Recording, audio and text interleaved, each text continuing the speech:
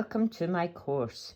My name is Sandra Bell and this is Tarot It's a Spiritualist Tool, Lesson 9. In this lesson we will focus on the number 8 and what 8 means. If you enjoy these videos and you want to complete the course, please hit the subscribe button. It doesn't cost you anything and it helps me to know that people actually want this course and want to conclude this course. So please join in, hit the subscribe button and join in the community, and we will have lots more lessons if lots of people subscribe. Thank you. This is lesson 9, and we're back on track. And funny enough, that's the summing up of the number 8 means back on track, and I got a little sidetracked with things that were going on in my life from the 7s to the 8s. So we'll start off with the 8 of Wands. And the 8 of Wands is swiftness. Very swiftly things can happen. The key word for this is swiftly or swiftness. We go on to the 8 of Cups. And the 8 of Cups is the future is brighter than what you think it is. Moving on, the future is brighter than what you think it is. Keywords, future bright. We move on to the 8 of Swords. And the 8 of Swords is what you give out to people, you get back.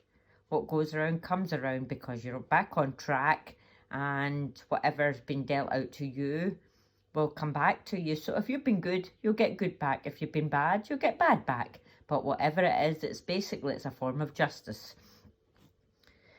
We move on to the 8 of Coins, and the 8 of Coins being that the coins are someone who are concentrating on life and concentrating on achievements. This is learning.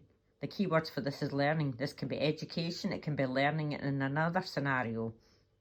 Remember the story of the suits and how each suit has a life story. So we have Mr. Hyperactive Wands, and he starts life with a new business. He joins up in a partnership with the 2s.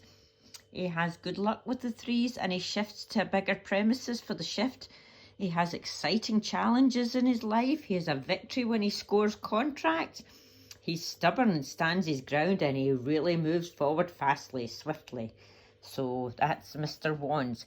Mrs. Cups, she's a hopeless romantic. She falls in love with the ace, marries with the 2s, has a baby with the 3s, gets bored with the 4s, sorrow and loss of her relationship with the 5, gets her life back on track with the 6, and her partner comes back. She realises true love and her future is a lot brighter than what she ever thought it was going to be.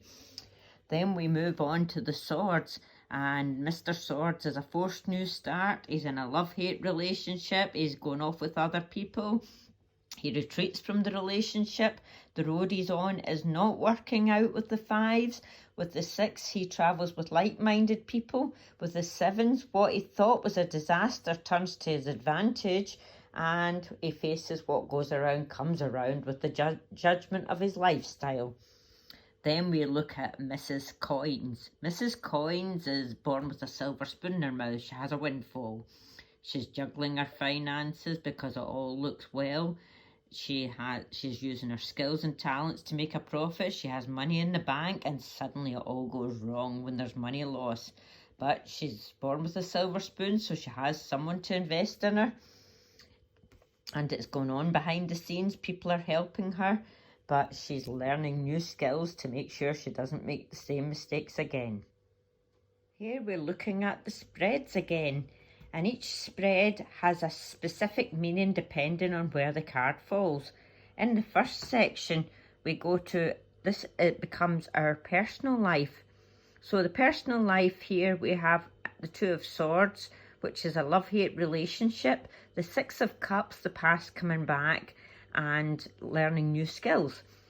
So if we're learning new skills about the love-hate relationship, I would say personally that means we've evolved from what we've learned in the past, from our past mistakes.